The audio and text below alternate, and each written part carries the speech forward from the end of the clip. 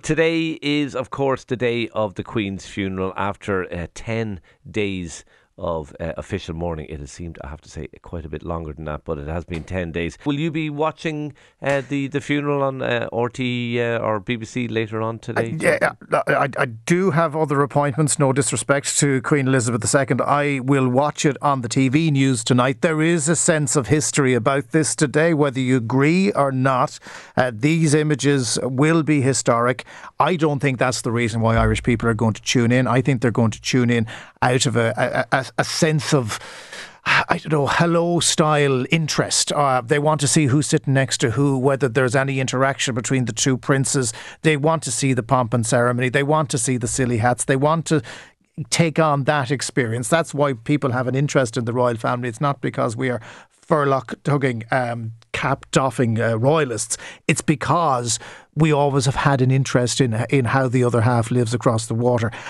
There will be a huge interest in this today, whether people like that or not. I don't think that many will watch it live, but it is a day that will be recorded in time. And Shane made the point on the news bulletin there has never been an opportunity for world leaders to gather in this number, perhaps with the exception of the death of popes. This is certainly up there. Yeah, I mean, I'd slightly play down the history-making aspect of this. It's certainly very important for British people, obviously, and I totally understand and respect that she was their queen, their anchor for 70 years. In terms of world news, will we look back in 5 years, 10 years, 20 years on this as a moment? I mean, this isn't the Congress of Vienna or the fall of the Berlin Wall or the end of World War II. It's none of those things. I do want to be respectful of people in Britain because, as I said, it is important to them. But I'm very puzzled, and I don't think what has happened in the last 10 years, the extent of the mourning, the length of the mourning, the ridiculous things that have been forced to close down. It's not designed for you. No, it isn't. But I don't think, my point is, I don't think it's healthy. I really do not think it is healthy in a modern democracy.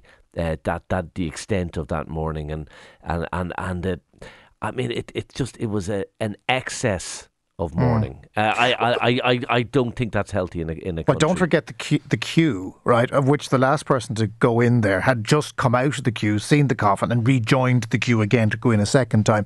That queue didn't need to exist. They had technology that would have allowed people access Westminster Hall at the appropriate time. That could have turned up maybe an hour or two in advance. They chose to have people queue for 24 hours as a symbol of what the mourning period represented. It was a deliberate action. It was. I wonder, though, there must be people in the UK as well, lots of people quietly, privately scratching their heads and saying, this is all a little bit over the top, a little bit bonkers. Well, if they want to go to Tesco's for a pint of milk this morning, they'll know all about it. Yeah, well, you know that poem, the W.H. Auden poem that was made famous in 4 Weddings and a Funeral, stop all the clocks, cut off the telephone. I mean, they've literally done that in the UK for the last 10 years, or last 10 days. Feels like 10 years. It feels like 10 years.